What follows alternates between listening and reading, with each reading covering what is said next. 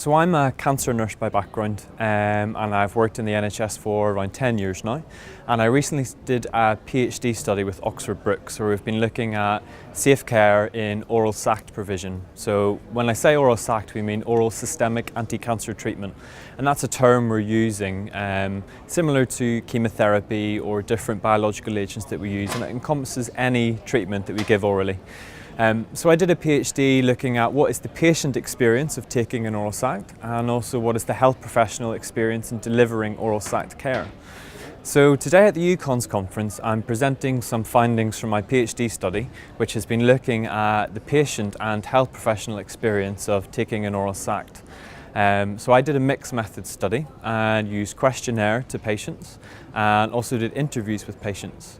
And really we focused on what it was like to take an oral SACT, what it was like to get that oral SACT through the NHS, and what it was like in day-to-day taking these treatments. Because nationally we don't really have many standards or guidance to say what type of healthcare provisions we should provide.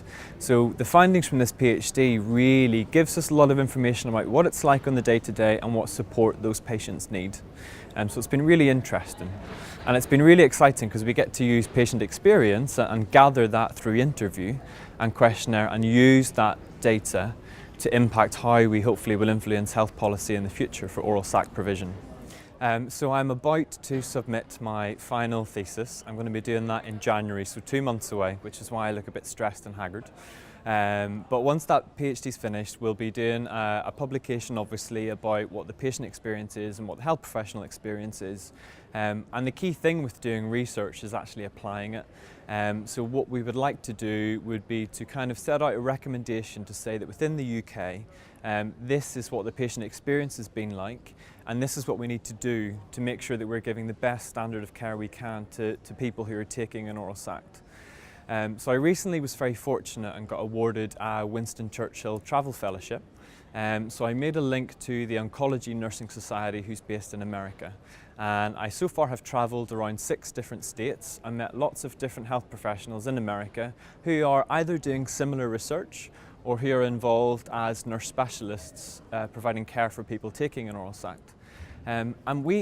America has the same problem that we have in the UK, in that every healthcare institution has taken their own approach to looking after this patient population.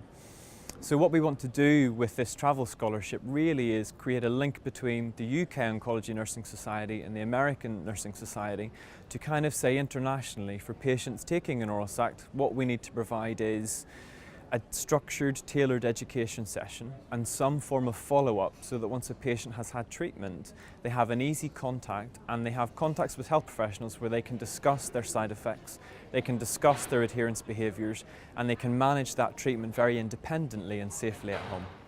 So I think the key aim of all this research and trying to look at the international perspective really is to help people who are taking a cancer treatment live well, away from hospital, at home. We've come into an era now where cancer treatments really, and cancer as a condition, is being managed as a long-term chronic condition. And we need to reflect that in our healthcare provisions. You know, oral SACT has many advantages, and one of those is that you don't need to sit in a chemotherapy unit in a hospital cancer centre and have hours and hours of treatment. You can be at home with your family, you can take your treatments to work. There's many advantages, and we need to reflect that in what we do in our healthcare. And that real benefit of oral SACT is huge, and we need to encourage that.